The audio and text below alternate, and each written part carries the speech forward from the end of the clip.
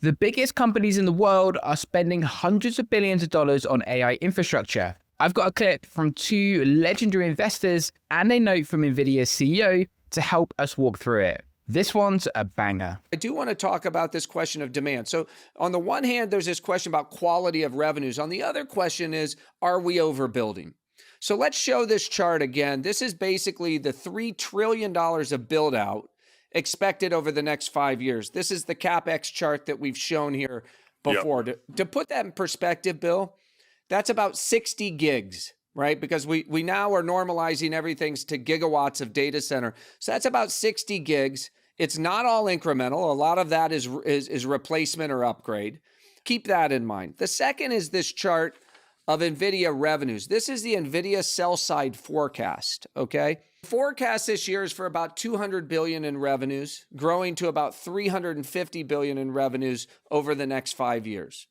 So this year, that means that they're selling about 4 to 5 gigs worth of compute.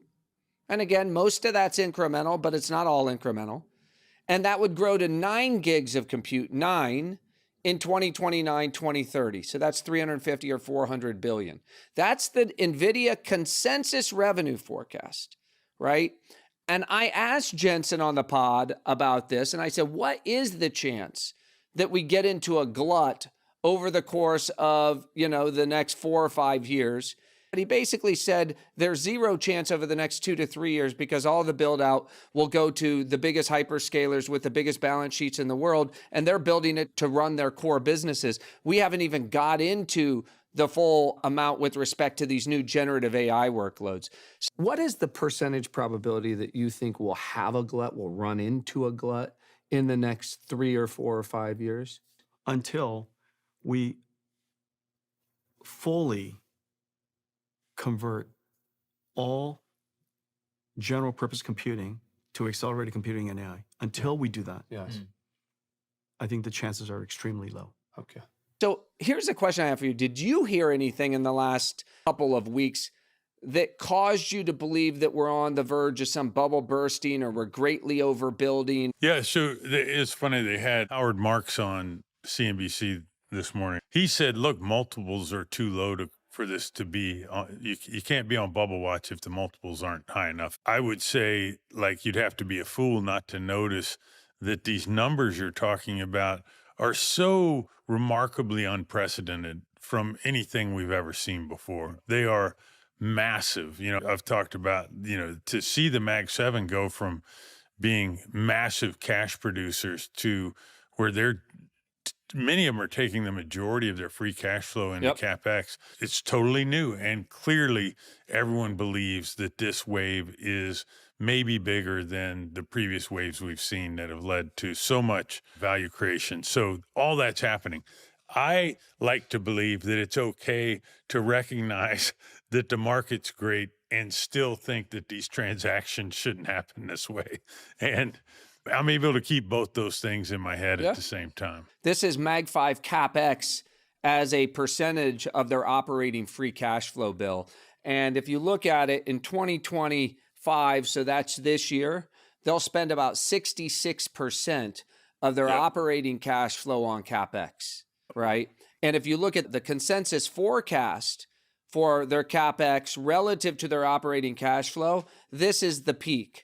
Around 66%. It has it going down to about 45 or 50%. Now, embedded in there is they're going to keep growing their operating free cash flow at 15 to 20% a year. So there's still room for them to grow with that coming down. But I think that is another thing to keep your eye on. How much are they spending? And by the way, just give you an order of magnitude, Bill. In 2023, their total Capex was $156 billion. And this year, it's $379 billion. Right? So radical step up in your point's a good one. And just remember a couple years ago in 2022, when Meta stepped up their Capex spending on Reality Labs, the stock got obliterated because people said, what the hell are you doing? This is all about free cash flow per share, including myself. And I was saying, let's get fit here. Let's drive more free cash flow out of the business. So much so that the CFO sent me a hat that says free cash flow, right? So they got real about free cash flow, but there's a difference between investing that free cash flow in data centers and AI than there was in Reality Labs.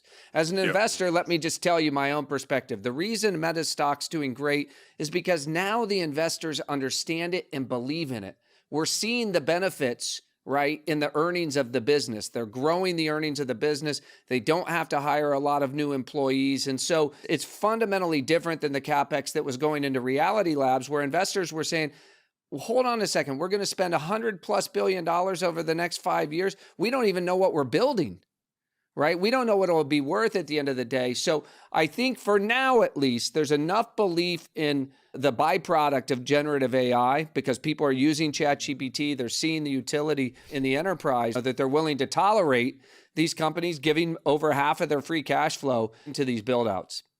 The biggest tech companies in the world are spending money at a scale that's never happened before. We're talking hundreds of billions of dollars going into AI infrastructure right now. Some people think it's a bubble about to burst, others think it's not nearly enough. Here's why the people actually building this stuff believe we're nowhere near close to overbuilding, and why Meta can spend more money today than they did on the metaverse without anyone panicking. When asked about the possibility of a glut over the next few years, Jensen said there's zero chance in the next 2 to 3 years because all the build out is going to the biggest hyperscalers with the biggest balance sheets, and they're building it to run their core businesses. He emphasizes we haven't even gotten to the full amount needed for new generative AI workloads yet. The key insight is that the biggest buyers aren't speculative startups gambling on AI maybe working out. They're Google, Microsoft, Amazon, Meta, companies with unlimited capital building infrastructure for their existing massive businesses. These aren't risky bets, these are established companies upgrading their core systems. When Jensen says we haven't even gotten into the full amount for generative AI workloads, that's the critical point. Right now, most of this capacity is going towards search, recommendations, ad, content moderation, the stuff these companies already do, just making it better with AI. The new applications haven't even fully ramped up yet, and the general purpose to accelerated computing conversation is the real story. Every workload running on traditional CPUs today will eventually move to GPUs and AI accelerators because they're dramatically more efficient. That's an inevitable infrastructure transition, like moving from on-premise servers to cloud. When you're in the middle of a fundamental architecture shift affecting all of computing, you can't necessarily overbuild because the entire install base needs to be replaced eventually. It's like saying we're overbuilding electricity infrastructure in 1920 because there are too many power plants. No, everything is switching from gas to electric, so you need all that capacity. But what is weird is that just 2 years ago, this exact same spending level would have caused investor panic. Meta is now spending more on AI than they spent on Reality Labs, but the stock is soaring instead of crashing because investors can actually see the returns this time. In 2022, when Meta ramped up Capex on Reality Labs, the stock got obliterated because investors said, "What are you doing? It's time to be about free cash flow per share." Now Meta is back to high Capex levels for AI, but the stock is doing great because investors understand it and see the benefits in the earnings. The business is growing without hiring lots of new employees. The difference is with Reality Labs, investors didn't know what Meta was building or what it would be worth. But with AI, they're seeing real utility. This is the perfect case study in why investor confidence matters more than absolute spending levels. Meta is pouring billions into AI, and they were spending billions on the metaverse as well. But the market reaction is completely opposite. With Reality Labs, Zuckerberg was asking shareholders to trust him on a vision nobody could see or touch. Billions of dollars going into VR headsets and virtual worlds that didn't exist yet, with no clear path to monetization. Investors revolted because it felt like burning cash on science fiction. With AI, everyone can open ChatGPT right now and see it works. Businesses are using it to cut costs and boost productivity. Meta is using it to improve ads, which directly show up in revenue. The return on investment is visible and measurable, not theoretical. The not hiring new employees point is huge for investors.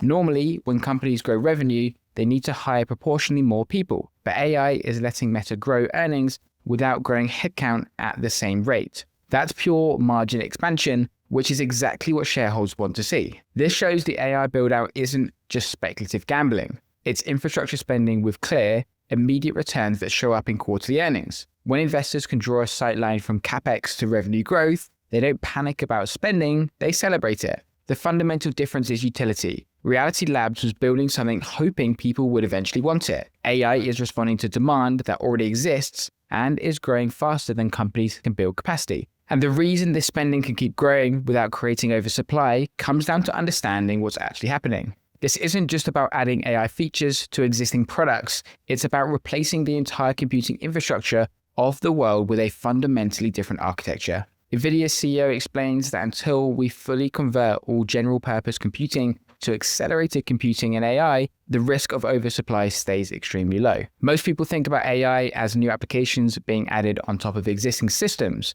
That's not what's happening. This is a complete architectural replacement of how computing works, similar to the shift from mainframes to PCs or from on-prem to cloud. Right now, the vast majority of the world's computing runs on general-purpose CPUs, doing one calculation at a time. AI accelerators and GPUs do thousands of calculations in parallel. For the types of workloads that dominate modern computing, anything involving data processing, pattern recognition, predictions, the new architecture is orders of magnitude more efficient. That means every recommendation system, search engine, content moderation system, even fraud detection system, every logistics optimization system, all of it eventually moves to the new architecture. The scale becomes clear when you think of it this way. Google runs millions of servers for search. This is why $3 trillion over 5 years isn't crazy. That's not $3 trillion in speculative AI startups. That's the cost of upgrading the fundamental computing infrastructure of the global economy. This is why Jensen is so confident about no glut. You can't have oversupply when you're in the middle of replacing the entire computing stack. The demand isn't speculative future applications, it's converting everything we already do to a better way of doing it. If you found this video of any value, why not consider hitting subscribe? Cheers.